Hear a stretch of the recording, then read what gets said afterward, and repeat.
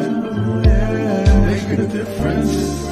One cup at a time. Tea time. So be sure to grab your tea, grab a seat, and tune in to Miss Liz. Tea time. Making a difference. One cup at a time. Tea time, yeah.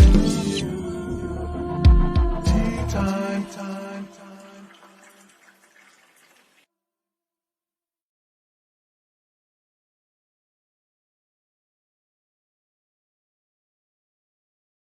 And there we go. That thing is delayed a lot. I'm going to have to fix that. Well, welcome everybody. It is tea time. And yes, it is Monday. So it is a surprise tea time. It is not a regular scheduled tea time. We are doing something different today. We're bringing awareness to Girls Matter. That's right. I have the co-founder of Girls Matter here, and she's going to be sharing a little bit about an upcoming event that is happening that they're going to help bring some awareness. And we're going to try and get some donations and all that good stuff in here today. But we're going to talk about a lot of things. We're going to talk about Melissa, and she's an incredible lady that was brought to my attention through Jack Zucola from Amazon Networking Network. So check that out as well. A really special thanks to you, Jacqueline, for that connection. So we're going to do the disclaimer, a little bit of bio, and we're going to get Melissa in here, and we're going to do some TEA with you, but a different style with a surprise tea today. So if you haven't subscribed to the YouTube channel yet at Miss Liz, go over, click over that little ring the doorbell, and subscribe to Miss Liz. If you'd like to know more about Miss Liz, check out the website www.missliz's and we're going to get into a good, strong afternoon cup of tea. Disclaimer for Miss Liz's Tea Time live show. Miss Liz, myself, is going live using StreamYard. Before leaving a comment, please grant StreamYard permission to see your name at StreamYard.com. Please be advised that the content brought forward for any Tea Time show hosted by myself, Miss Liz, is always brought forward in good faith. However, may bring forward dialogues and opinions that are not representative of my platform. The facts and information are perceived to be accurate at the given time of airing. All Tea Time guests and audience participants are responsible for using their good judgment in taking any action that may relate to the discussion. The content brought forward may include discussions for some where they may be emotionally at risk. It is significant to know that this show is engaging in discussion forums only to offer and inspire awareness and connection and is not providing therapeutical advice. If you have any questions about the disclaimer or panelist discussion, you may freely contact me, Miss Liz, through my email at bookingmissliz@gmail.com. Moving forward, should you choose to voluntarily participate in today's show in any aspect, I myself, Miss Liz, welcomes you. And should you decide that the show is not made for you at this time, I respect those wishes and will see you at a later date, at a later show in the future. So again, tea time today is a Monday. We are doing a surprise tea time. All tea times are done on Thursday, 3 p.m. and 7 p.m., unless it is a surprise tea like today, or a returning guest that wants to have a second cup of tea with Miss Liz. So now a little bit on my guests. Well, Melissa Rowley, I will get her to say it because my tongue is all doing that thing again. Melissa's an integrative mind-body health practitioner, NLP and hypnotherapy trainer, and master practitioner in Line Therapy, is dedicated to guiding individuals towards their best lives. As an international speaker and 5-time best-selling author, she's honored on the 2022 Craig Global Award and list and a 2-time recipient of the 2022 and 2021 Quality Care Award by Business from the Heart. Melissa hosts the Impact Don't Wait for the Wake Up Call podcast, offering concise, practical advice for health and mindset, embodying her commitment to holistic well-being. Melissa is also the co-founder of Girls Matter, educating girls and reducing teenage marriages, which is something Miss Liz is really passionate about. So let me get Melissa in here. Welcome, Melissa. Thank you, Miss Liz. I'm excited to be here. I get ready to say something and then all of a sudden my tongue just locks up and I'm just like, oh, really? We talked about this before we went live. So can you tell me how to say your last name? It is Deely. Deely. So it is. I was thinking really because you were telling me that as yes. I was trying to. So that's why I was kicking. It is really with a D, which becomes Deely. So yes. Deely. I get all sorts of people saying my name in different ways though, so I don't mind. Well, sometimes I just pronounce the letters instead of the sounds, right? It's just part of my learning capability, right? I have this dyslexic, so the letters kind of switch and all of that, play games on me. So, Melissa, I want to get into who Melissa was as a little girl and who Melissa is now as a grown lady. Wow. So who Melissa was as a little girl was a fun, loving child who had the incredible experience to be raised in Tokyo, Japan from the age of 6. I'm originally Australian, so I was born in Australia and moved to Tokyo and lived there for the following 10 years. And that was the most incredible upbringing that I could have ever asked for. I was in an international school system with kids from all over the world that were there with me. I became a very high level swimmer. All of my friends, it was very social for me. So all of my friends were swimmers with me. I became a lifeguard. I loved sports aside from swimming. I also did gymnastics and played basketball. In fact, a couple months ago, I went and visited my high school PE teacher after not seeing him for 40 years because we reconnected over COVID, and he'd had such an impact on my teenage years. And I just felt such a connection to him that I went and visited him and his wife. So that was me as a girl, growing up in a completely different culture, getting to experience that with people from all over the world in my school community. I'm the oldest of 4 kids. And at the age of 13, unfortunately, my father passed away suddenly. So I grew up fast. I became a second parent because my youngest siblings were only 5 and 3 at the time. So my mom needed support with, even as they got older, just getting them to school and, with me, et cetera, et cetera. So that had me grow up very fast. But when I look back on that, I give a lot of credit to my mom because I don't feel like I missed out on my teenage years. Some people say to me, oh, well, if you're looking after your siblings, maybe you missed out on those teenage years. No, I had a good balance, a really good balance. And so I feel very fortunate and absolutely love that life. I went back to Australia, finished high school, went to university. And back then it felt like Australia was in the bottom corner of the world, so far away from all of those friends that I'd had from all over the world that were now scattered in the US and Europe and Asia, etc. So after university, I bought a one-way ticket out of Australia and went traveling. And I traveled for 2 years. And part of that travel took me I spent 2 months in Africa traveling from Kenya down to Zimbabwe, camping the whole way with a tour group. I wasn't on my own. And that was an incredible experience. And after that, I came to Whistler, British Columbia, Canada for 1 ski season. And after that, I was supposed to go to an internship in London, England. And well, I just never got there.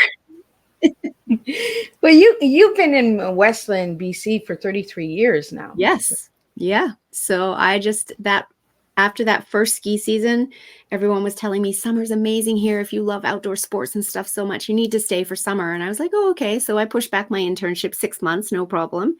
Well, then it was going to be ski season again. How could I leave now? Right. Yeah. And I was all of 22 at the time. And I literally had a little sit down with myself and had this conversation of living here close to nature in the outdoors is a healthier way to live.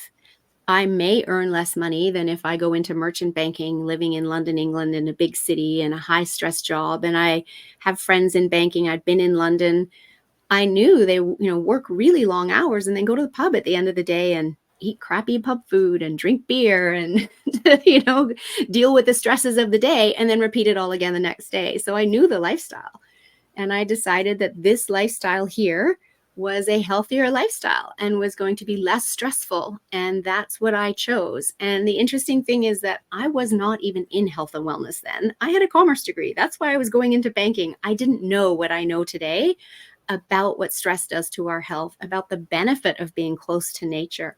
I was just drawn to live here and I followed that intuition and raised 2 beautiful daughters here, met my husband here. And this is paradise. And again, I'm so grateful for the fact that I have been able to live here for all of this time and still remain connected to that huge community that I developed for all of those years in Japan and still see friends and, as I said, teachers from that time. And many of us came together and connected even more powerfully over COVID because of the world of Zoom that opened up to us. So that's who I was then. That's how I came to be here in Canada. And when I came to Whistler, I first worked for the Mountain for a season. Then I got into the hotel industry and had a fabulous career in the hotel industry for 24 years. I was working for a national branded hotel company, bringing Asian tourists to across all our 40 plus hotels in Canada. With that Asian background, of course, it made sense. And then in 2015, Big Fish bought Little Fish, and all of a sudden, my role wasn't needed anymore. They already had somebody else doing it at the Big Fish company. And so I was given an hour to clear out my desk, and no word of thanks. And in that moment, I knew three things: that I was never working for someone else again, that whatever I did next had to be more of service to the planet and humanity, and that I had no idea what that was going to be, but I was open to being guided. And I was very much guided into health and wellness. I was introduced to a company in Vancouver later that year that specialized in brain supplementation. Oh. And I thought, oh, now isn't that interesting? Because I know I use my brain 24/7, but no one's ever told me that I could do more for the health of my brain. And I'm aware that there's near epidemic levels of Alzheimer's and dementia. Yeah. And it also got me thinking, as I sat in that first meeting, my grandmother is 99 years old right now, living in her own home, caring for herself, fully cognitively functioning. So I must have good genes. However, a little voice in my head said, is that enough? And then I started comparing her life to my life. And she was born in little old Christchurch, New Zealand, in the bottom corner of the world back in 1916, before all the toxins that we've had introduced to the world since then, growing all of their own food on the property, all organic, no pesticides, et cetera, et cetera. And I realized, I was, raised in Tokyo, Japan, which was absolutely incredible. However, it was in the 70s and 80s, which was the height of manufacturing plants spewing out toxins into the atmosphere that float down and land on all of us human beings. And so I realized I'm way more toxic than my grandmother ever was. So if I want to have the life that she has, and she actually lived until she was 101, she died in her sleep 2 weeks past her 101st birthday, we celebrated, yes, it was sad, yes, there were tears, but we celebrated a life well lived. We weren't mourning the loss of someone whose life was cut too short, right? And that's what I want, is her life. So I started then learning more about the brain, and also about toxicities and the toxic load and how that impacts our health. And that then led to, interestingly enough, because as I said, I was very much guided here, my daughters were starting to use the brain supplementation because it helped with focus and attention, and they were both in high school. And about 2 months later, my oldest daughter got a concussion in her first grade 12 soccer game of the season. Oh. And so now, because I wasn't working full time and I was interested in the brain, and I realized she didn't have the cognitive ability to go to her appointments with physiotherapists and then come home and tell me what they said she should do as her exercises, to help repair the brain and get the neural pathways working again. Because the healing happens between appointments, not just at the appointment. So I started going to the appointments with her. I was learning, then I knew what they were telling her to do, and then I could support her and remind her to be doing her exercises, etc. And 2 months after that, I get a phone call from the high school as I'm driving to Vancouver. And it's the high school telling me that my younger daughter has a suspected concussion from gym class in grade 8. Could I please go pick her up? And I literally looked through my windshield across Howe Sound, out at the heavens, and went, are you kidding me? Please stop taking out my children. This is how you show me my path? Right? I'm listening. Yes, exactly. So now I have 2 very different concussions. I'm going to 2 sets of appointments, learning all of this about the brain and the healing of concussions, and bringing a nutritional piece to it, which was that supplement, and then learning about nutrition for the brain. And again, there's, different foods that you can eat that are more supportive of brain health, right? So learning all about that. And the great news is both girls fully recovered. We also live in a small town, so people knew our story. And there's a lot of concussion here. We're a downhill ski resort. We're a downhill bike resort in the summer. But 2 concussions in the same family, that was a first. Yeah. So people started calling me going, oh, my husband got a concussion. What do I do? My son has a concussion. What do I do? Or I'd even had employers calling me going, I have an employee coming back to work. How do I do that? You know, they've had a concussion. How do I make this work? And so then after that, I was invited to work at a holistic clinic that was opening up to support people on their concussion journey. And I actually went to all the physios in town that I'd been working with going, you guys taught me everything I know except for the nutrition piece that I've done on my own. Are you okay with me working at this clinic, or am I stepping on your toes? And they're like, no, we need more support in this town. Like, people need you. Go work at the clinic. So I said yes. And then I started looking into, liability insurance, etc. Well, I couldn't get that because I didn't have any certification. Oh.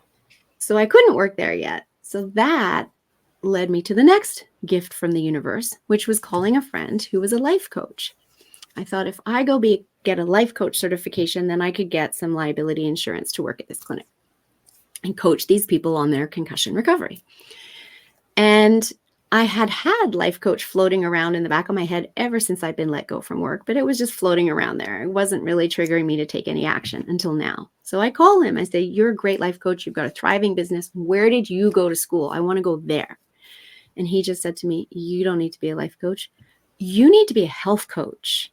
And I went, what? What's that? I'd never even heard the term, but it landed. And I got so excited. I started Googling health coaching schools that night and found one that I loved immediately. And then I went, well, you can't just, do the first one. You got to do a bit more research. Landed back at the one that I loved immediately and started 10 days later. And that started me on the trajectory to the health and wellness career that I have now, which I absolutely love. The more I learned, the more I realized how much I didn't know about how my own body worked. And I didn't know it because I'd been busy doing a commerce degree and then building my career and then getting married and raising children and being a wife and all of those things. And I realized, so therefore, there's many other people who also don't know how their own body works. And therefore, as they go about their daily lives, they're inadvertently doing things that are negatively impacting their health. And what if I could show them another way? And so that's what I do in my business now, is educating people in their health, giving them tips in order to be able to prevent chronic illness, come back from chronic illness. To me, chronic illness is the pandemic in the world today. There's far too much of it, and people don't have to accept it as a lifelong illness. When we rebalance the body, when we remove the toxicities, when we support the nutrient deficiencies, the body will heal itself. That's what it's designed to do. And that's where I absolutely love working with my clients on their health journey. And as I've continued through my own educational journey, I've now become a trainer of hypnotherapy, NLP, timeline therapy. I finished that just very recently. So that bio says master of timeline therapy, but I'm actually now a trainer because these tools are so helpful for people. I literally help people detox their physical body and then use timeline therapy to detox the mental body and the emotional body. All those emotions we've stuffed down over the course of a lifetime that over time become toxic. The mental toxicity, the way we talk to ourselves in our head, 99% of which is not true. So we release all of that so that people can be free to go out and live their best version of themselves, but also free of all of that toxicity, which over time builds disease. When we free the body of it, we don't have disease building. So this is what I love, is just teaching people and then now training other practitioners so that they too can work with clients, and it just has that ripple effect. So Melissa, we have a question here for you. How does hypnotherapy help with toxins in the body? So they're just different tools that I use at different times. So hypnotherapy is the tool that I use to create the behavior change for somebody, whatever that behavior change may be. Perhaps they're, eating foods that have a lot of toxic chemicals in them, but it's their favorite food. So we want to have them stop eating it. They know they need to stop eating it, but willpower alone isn't enough. We use hypnotherapy to change that behavior because we're changing it neurologically in the brain. So they just no longer want that food. So that's very powerful. When it comes to toxins in the body, though, I do run functional medicine detoxes to actually release the toxins that have been stored in the body and get them out of the body, bringing inflammation down, bringing aches and pains down because we've reduced the inflammation, rebalancing hormones, rebalancing the gut, all by getting those toxins out. So that's my direct way to detox the physical body. And then I have the other tools for detoxing the other bodies. So how many classes or courses? It's not a course, but I mean, like, how many sessions would they need to have this done? It really depends on the individual. If they want to do my full-blown program, the detox itself is a 21-day detox. And then after that, it's about 10 to 12 hours of coaching that I guide someone through in order for them to detox the emotional and the physical body. And then I actually collaborate with another woman who's also trained in NLP, Line Therapy and Hypnotherapy, and she's a reverend, and I have them work on someone's spiritual detox. And then after that, they come back to me for a final session to recap and bring everything together. And it's very, very powerful. That's something I haven't heard about, is the spiritual detox. Yeah. So it's, becoming more prominent in today's world as people are wanting to tap into their spirituality and realizing that, they may have past, generational beliefs that are negatively impacting that. So we can, detox that and shift what spirituality means to them and set them up for success in that realm of their life, because all of us are spiritual beings. Yeah. And it's just a matter of what aligns with our soul. So the title of your business is your guided health journey. Yes. So how did you get that name? I came up with that name because I realized when my girls were going through their concussions that people needed more support on their healing journey. I was there to support them both because I wasn't working full time. And again, everything happens for us, right? I was let go in order to, it's kind of the kick in the butt. You're not doing what we want you to be doing. And we're going to have this happen. And then you're going to go through this experience with your daughters. And as I went through that experience, I really saw others struggling. And I realized I'm able to support my daughters, but not everybody has that level of support. And people need more support. That's what helps them stay out of the stress state and get into the rest and digest state. That's the healing state. We can't do it if we're trying to figure it all out on our own and we're stressing out and we're going to Dr. Google to see what's wrong with us and try to self-diagnose and self-heal. Very dangerous thing to do. Exactly. When we have someone who can show us the way, that can hold our hand and let us know each step of the process, that's where we can relax into it. Yeah. And that's where healing happens. And so your guided health journey came out of that experience, that I'm here to guide others on their health journey so they can truly heal. I'm glad that you brought up Dr. Google, because a lot of people run to Dr. Google and then the panic sets in, right? Yes. And then you're like, oh my goodness, I have this deadly, and it might not even be that, but because you read the symptoms and all of that, you just believe everything Mr. Dr. Google tells you, right? Yes. I tell people stay away from Dr. Google. Anybody can self-diagnose themselves as imminently dying on Dr. Google in about 3 minutes flat. Yeah. And that's not helpful because, as you said, that sets off the stress. It sets off the fear. Yeah. We want to be out of the fear state. And so the work that I do, I also offer functional medicine labs that get mailed to people's homes so that we can understand what is going on inside the body. We get to the root cause. We see the nutrient deficiencies, we see the toxic levels, etc. We see the imbalances. And then we can, once we have all of that information, we know then the action steps to take to resolve it. So then I'll write someone's wellness protocol. And it's not that I snap my fingers and you're magically healed. It is a process. It is a journey. Our health is a journey our entire life. Yeah. However, I can help someone rebalance their body in 6 months to a year. In many cases, it's been far longer than that they've been suffering, because it takes time. Anything that's really good and that really has an effect takes time, right? Exactly. And it takes time for the body to become diseased anyway. Nobody goes to bed perfectly healthy one night and wakes up sick the next day. It's been brewing in their body for a long time. They've been having little tiny symptoms. They've been ignoring them because society teaches us to push through and be strong and suck it up and all of these things. So we ignore our symptoms.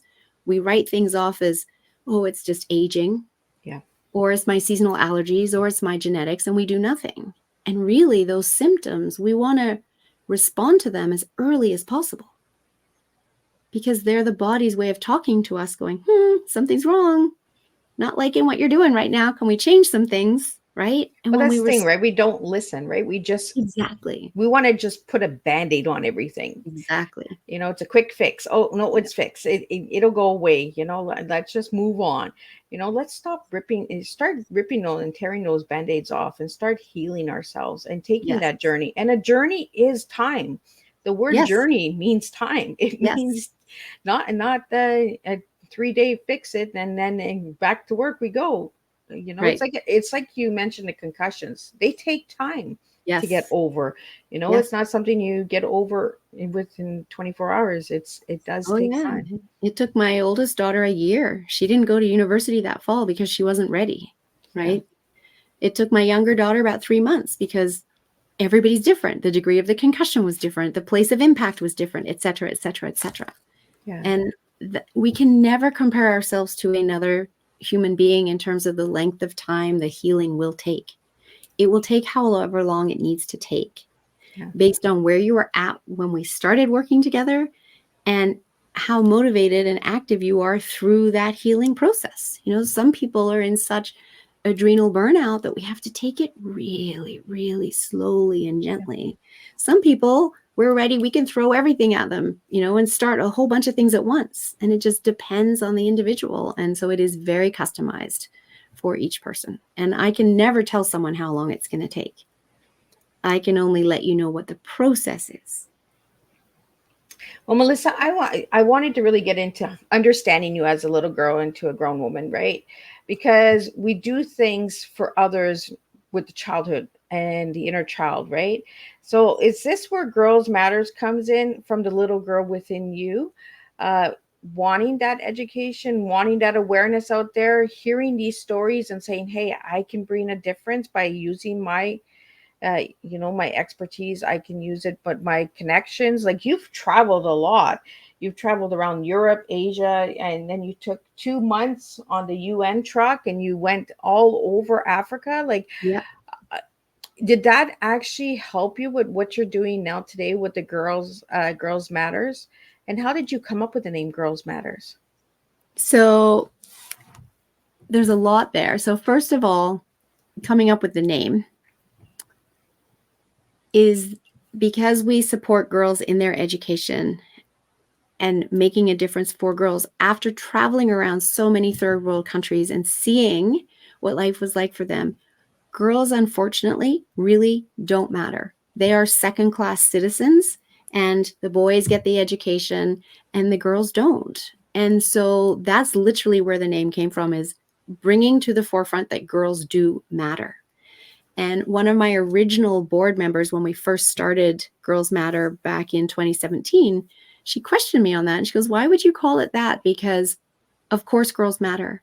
I said, yes, right here where you live, that's the belief that you have. But that's not the belief all over the world. And so naming it Girls Matter is to raise the awareness for everyone around the world that girls matter, and for people in first world countries to have some awareness that they don't matter in other places, and let's come together as women and as human beings to change that. So that's where the name came from. Where my desire to help came from is, first of all, as a little girl growing up, I watched my parents volunteer all the time. As I said, I was a swimmer. Both my parents volunteered at all of my swim meets. My brother was a swimmer as well. They volunteered at my schools. I grew up just believing that as a parent, that's what you do. You volunteer. So when I had my own children, I started volunteering. I would volunteer in the kindergarten classroom, in the grade 1 classroom, helping kids read, all kids. I did all sorts of things. And I started volunteering with Girl Guides, or in the US, it's called Girl Scouts. And so my oldest is 25 now. She joined Girl Guides when she was 5. I've been a Girl Guide leader for 20 years and love working with the girls. I've done a number of trips with them, many, many camps over the years, and love giving kids these opportunities, and especially the travel. because to me, you learn so much when you travel. You learn about the culture, you try different foods, and you build a tolerance for everything that is different. And you don't judge it. You get curious about it. And that's also what I want for kids growing up is don't judge everything that's different. Get curious. Yeah. And be tolerant of those differences, because those differences are what makes the world so wonderful. And so back in 2013, I took my girl guides to the documentary called Girls Rising. And it was showing at the library, and there was about 20 of us in the room. And this documentary, Girls Rising, was all about the struggle of girls to have a right to an education in many countries around the world. It was showcasing them as being second-class citizens. It was showing young girls being married off and becoming slaves to their husbands. It was horrific. And I watched that with tears coming down my face. Because all these girls wanted was to go to school. Yeah. And they were being denied every step of the way. And I was sitting there aware that I was in a room of 20 plus girls, both my daughters included, all of whom were taking their education for granted. And knowing that I had taken mine for granted, although I also was aware that I had an excellent education in the international school system. But there were times when I didn't want to go to school. Yeah. And there were times when every kid in this room had faked being sick not to go to school. And even though I traveled to these countries and I'd seen how people lived, just having all of these stories in one documentary really drove it home to me, how imbalanced it was from various countries around the world. And I just decided I need to do something about this. Education should be a right, not a privilege. And I had no idea how I was going to do that. I just knew that somehow, some way, I needed to do something about this. And it was about 2 years later, about 2 years later, that I was at a conference when I'd been let go from my job. So I was building my business. And the speaker said, we're all put on this earth to do 3 things. Never stop learning, find your passion, and be of service. And I was like, yes. And then he said, you don't have to know how you're going to do all that. You just have to know your why. Yeah. And that really landed with me. And I went, I know my why. I want to help the girls, but I don't know how. But I realized that all of this time, I hadn't told a single person what I wanted to do because I thought I had to figure out how before I could then tell somebody else. Yeah. And now I realized I don't have to know how. I need to start telling people my why, and then the how will fall into place. And so I left that conference and I reached out to the only 2 people I knew in British Columbia that had started a nonprofit. And I asked them to teach me how to start a nonprofit. And they said, sure, what do you want to do? And I told them, I said, I want to raise funds to help keep girls in school so that we're stopping teenage marriages and we're changing the GDP of nations when we educate girls. In that Girls Rising documentary, it said that if India could educate just 1% more girls, they would grow their GDP by $55 billion. Wow. Yeah. Wow. Wow. So to me, that's the answer. Educate the girls, we bring the countries out of poverty. It's not easy, but that's how we do it. And they loved that. They said, you know what? We'll do that with you. And so again, that was the gift, right? Because they were already working in Uganda. Their nonprofit was building a preschool there in a little tiny village of Buyaya on the side of Mount Elgon.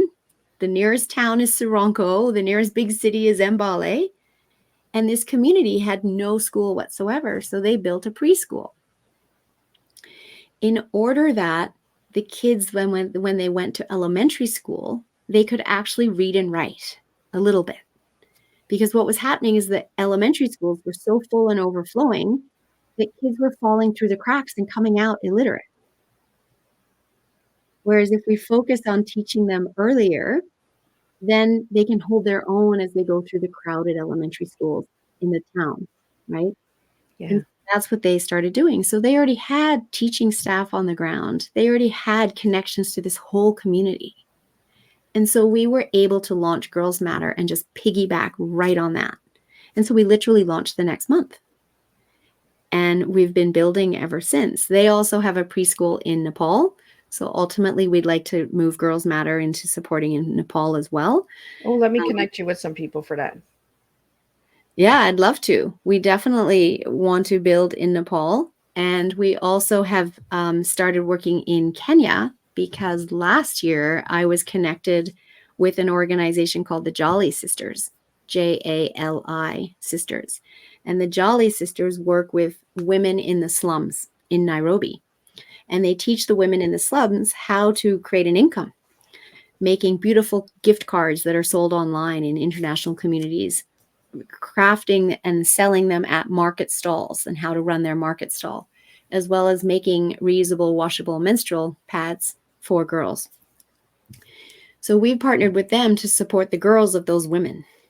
We also raised funds to provide them the materials so that they could be making more reusable, washable menstrual supplies. And in Uganda, we partnered with the Rotary through my connections with our local Rotary in order to buy the menstrual pads for the girls in the village of Buyaya because they don't have that. Therefore, they miss a week of school every month because they don't have supplies that allow them to go to school. They have to stay home. And that's such a foreign concept to all of us in the Western world where we just go to the store and buy supplies. No big deal. And they just simply don't have that. So not only were we raising funds for girls to stay in school, now we're supporting menstrual supply programs. And then now we've had 4 girls graduate from university, which is really exciting. And some of them are now wanting to start their own businesses. And I shouldn't say university, I should say tertiary education, because one of them has become a seamstress. Oh. So she makes beautiful clothing. In fact, she made all of the little graduation gowns for the preschoolers this year. So we got these beautiful photos of like 50 little, 3 and 4-year-olds all graduating from preschool. And they were all in a cap and gown, all made by Evelyn, because we funded her going to seamstress school. So now she needs a sewing machine in order to be able to continue doing her work because she's no longer at school. She doesn't have access to the sewing machines at school. So now we're looking into kind of microfinance loans in order to support her to be able to buy a sewing machine. And then she can generate an income making the clothing, etc., and then pay us back. And then as she pays us back, those funds can then go to another girl to go to school. So we've been evolving over the course of since 2017 when we launched. And it's been a fabulous journey. So, Melissa, your 2 focus areas right now are Kenya and Uganda, correct? Yeah, that is correct. Yes. So you have an event coming up, and I want to get that out there because that's coming up in March, and this is going to also bring awareness to Girls Matter. And I want to get it out there for all the listeners. Share this tea time with all of your family members, your friends, your businesses, because that's how we make a difference. And you hear the impact and the changes that are being made for girls. You know what? 4 girls is better than no girls. I'm cheering over here like one girl at a time, and I love the statement that you sent me about the girls. We really need to just start with one. Mm-hmm. So if you want to read, say that statement that you sent me, I think it's one girl, one family. Yes. One girl, one family, one village at a time. That's it. That's our mission or our tagline at Girls Matter. Yes. So before we get into the event that's coming up in March, I think it's March 8th, the event. Yes, it is. That's International Day of the Woman or International Day of the Girl. That's why we picked that day to host our event. I was going to ask you about that because I was like, that's around that time of that International Girl Day. Mm-hmm. Awesome time. So before we get into the event, I want to get into your tea because the tea that you gave me was Together, Educate, and Amplify. So with those 3 words, tell me why you gave me those words as your T, Melissa. I started with together because I truly believe that we are just not meant to go through this journey called life alone.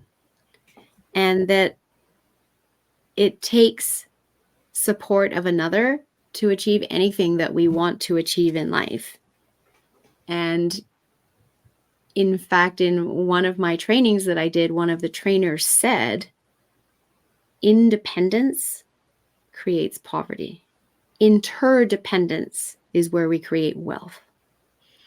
And so the togetherness comes from that interdependence. I cannot do this alone.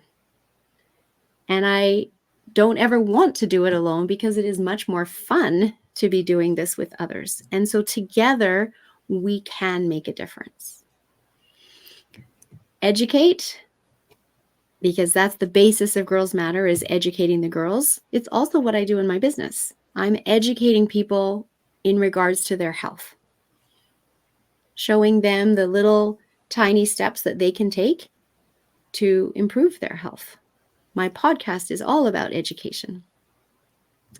And then amplify is working with people like you to amplify our message, to get it out there to more people, because I know there are millions of people out there that want to be able to do more and they don't know how to help.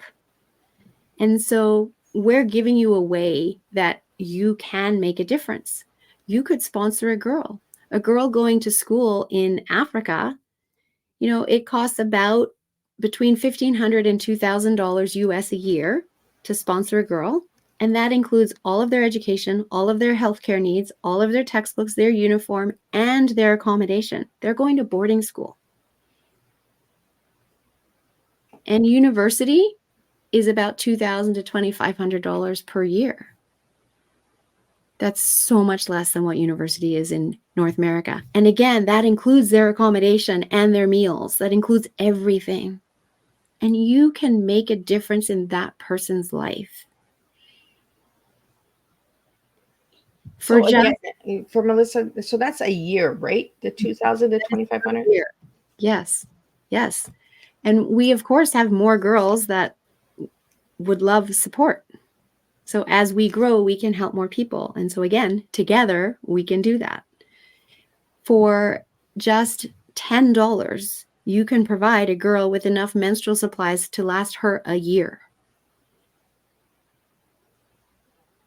And what do we spend $10 on in North America? That's not even 2 beverages at Starbucks. That's one right? Beverage at Starbucks. It is these days, exactly. Yeah, Starbucks is it's a pricey place, and it is.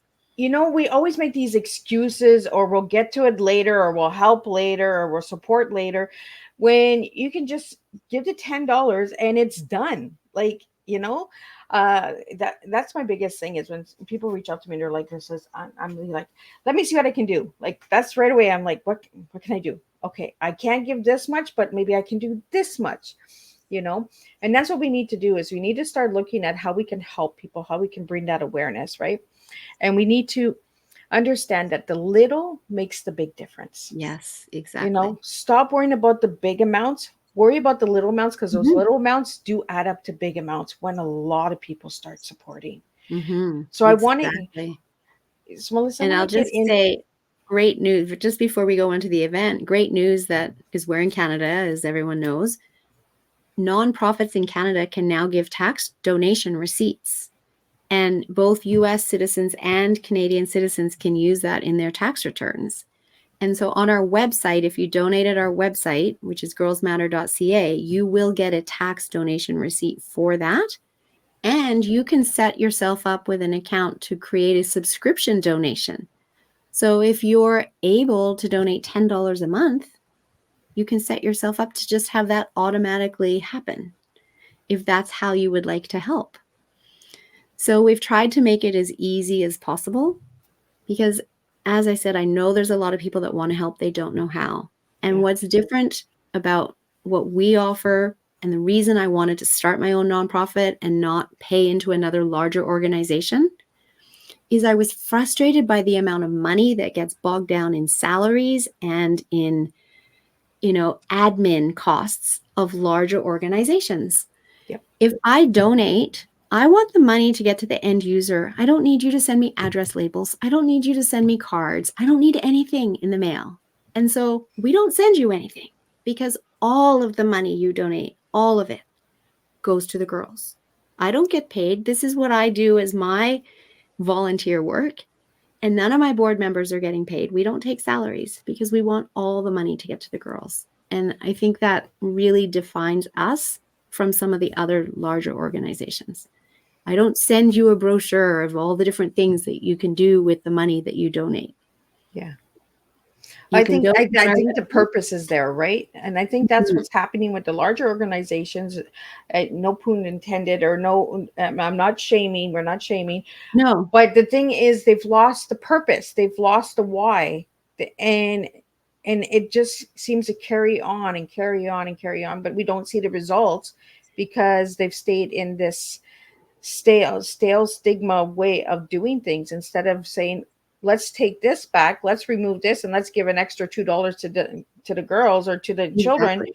or to the person that needs it, and take that $2 cut back from bonuses and advertisement and stuff like that, because $2 from everybody adds up. And this Yes, is where I get frustrated. Miss Liz gets really frustrated, is when I hear people say, I can't do it.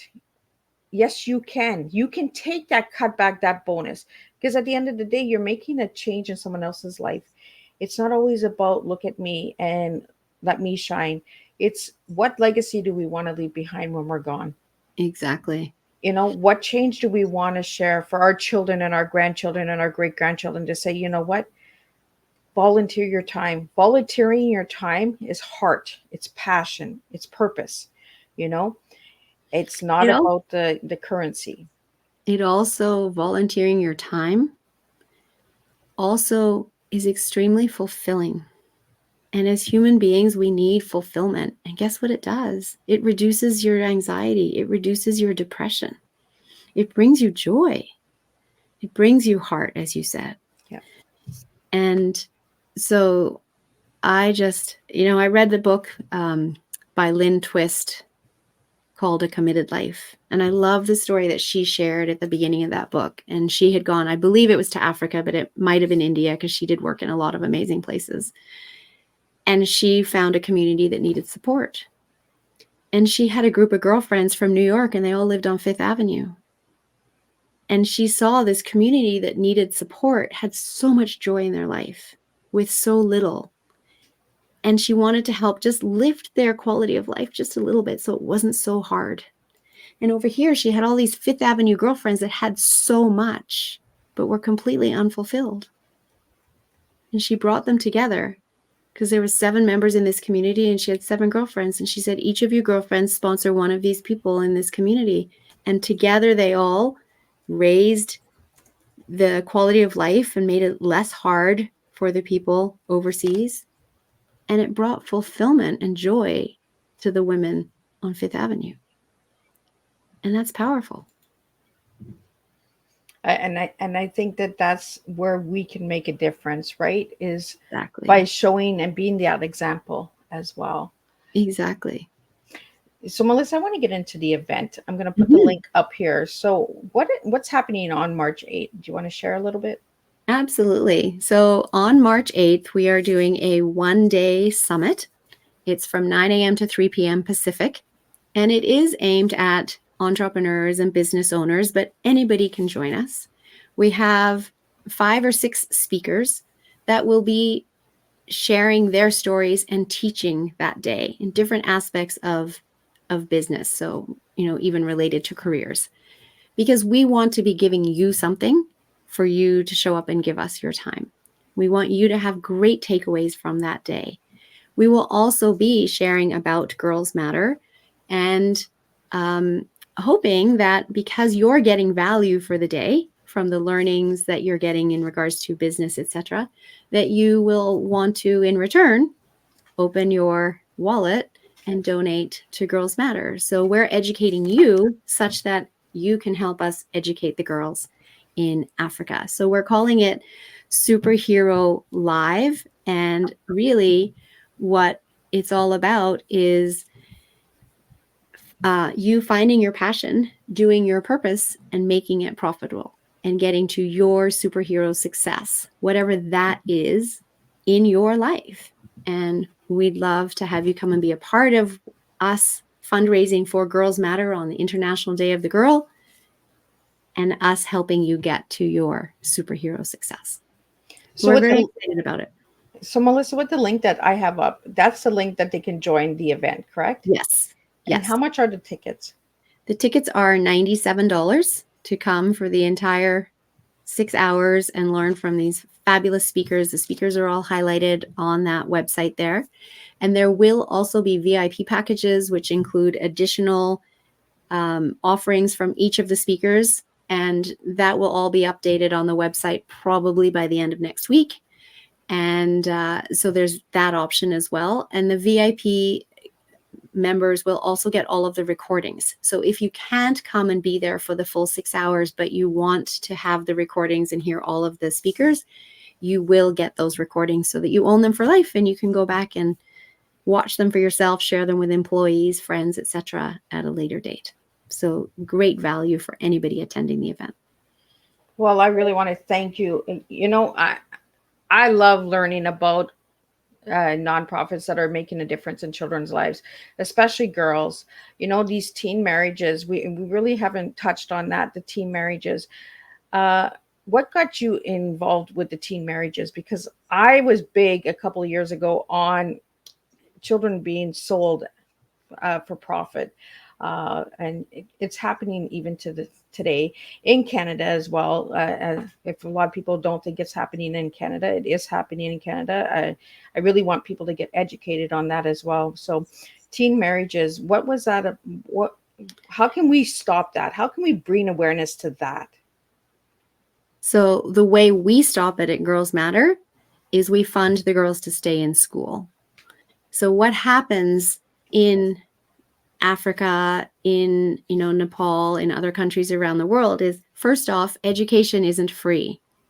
So the government education that is free in Canada at public schools, free in the US, free in the Western world, they have to pay for. And they're already struggling to make a living, struggling to put food on the table. They often have large families, 4, 5, 6, 7 children. And after a while, the parents get to a place where it's either food on the table or education. And so the food on the table obviously becomes priority. And then depending how many kids they have now, it's, okay, we can't afford for all of the kids to go to school. We can afford food on the table and 3 of the kids to go to school. So we're going to send those 3 to go to school, but the other ones that we can't afford to go to school, they're not going to school. And oh, look, if I marry off my older daughters, they become someone else's problem. I don't have to worry about being able to feed them anymore. And so that's what happens, is it comes down to being a financial decision, as awful as that sounds. That's what's happening. And so we actually have 2 girls that we are supporting through school right now. They don't actually have sponsors. We had an anonymous donor support both of them for 1 year of school, which was 2023. For 2024, we don't have a sponsor for them all the way through school. So we've been using some of our reserve funds. These 2 girls were going to be married off. And the teaching staff that we work with came to us and said, Girls Matter is about keeping girls in school and stopping teenage marriages, right? And we said, yes. And they said, we have these 2 girls that their father just can't afford to feed them anymore. They're going to be married off. What can you do? And around that time, we had an anonymous donor who gave us 1 year. So that went to those 2 girls. And then now we're kind of limping along, hoping that another sponsor will come through to be able to support them. One girl has just started university in nursing, and the other girl still has, I can't remember if it's 2 or 3 more years of high school. But that's how we've been supporting them. So at the time that they were going to be married off, they were respectively 15 and 17 years old. Wow. And our community that we work in is very supportive of girls having an education, which is why we work there. You know, we're we're not going to go into an area where we don't have support, right? Let's start with areas where we have support and have the success ripple out so that other areas go, oh, maybe there is something to this. So this father, he was so grateful that we supported the education because he really didn't want to marry them off. He didn't have a choice. Yeah. And then there was an additional cost that came up for one of the girls that they asked for. And I kind of went, oh, we've already done all of this. What more can we do? And then I got a message back saying, you know what? Their father's so grateful. He wants to show you how grateful he is. He sold a goat in order to come up with the money to pay that small portion, that additional fee that the school had added on to. I think it was the older girl, like graduation fees. And so I was really touched by that because I know they don't have a lot. So I know that was such a strong sign to me, him selling the goat, that he really did appreciate what we were doing for his daughter. So Melissa, we have a question here. How much is it to sponsor a girl? So depending whether they're in high school or university, high school is roughly $1,500 to $2,000 a year. And then university can be up to $2,500 a year. And it does depend on what school they're at, what university they're at, what they're studying, but that's kind of the average amount of what it costs. And if anybody is interested in having a conversation and finding out specifics, then, please email me it's just info@girlsmatter.ca. And I can find out exact numbers for you if that's what you would like to know. And does that have to be in one lump sum or can it be made in payments? It can, the way we do it for school is they're on a 3-semester system. So we pay 3 times a year. So we could do it in 3 payments would be more helpful to us. Although if it needed to be in 12 payments from someone doing a subscription, we could certainly look at that. And universities are in 2 semesters. So we make 2 payments a year for university. Awesome. And they cannot go to school until the next semester is fully paid. So what happens is you actually have like a lady I'm trying to help right now as well. She's 17 years old, but she's only going into grade 9 because she hasn't had consistent funding for her education. So if the funds aren't there, they don't get to go. So then they just wait until they've saved enough money and then they can go for a semester here and then they might not get. So their school's very interrupted compared to what it looks like in North America, where you're with your age group and you all go through together. You can have 17-year-olds and 13-year-olds in the same grade 8 class. Wow. So Melissa, what final message would you like to leave everybody today with?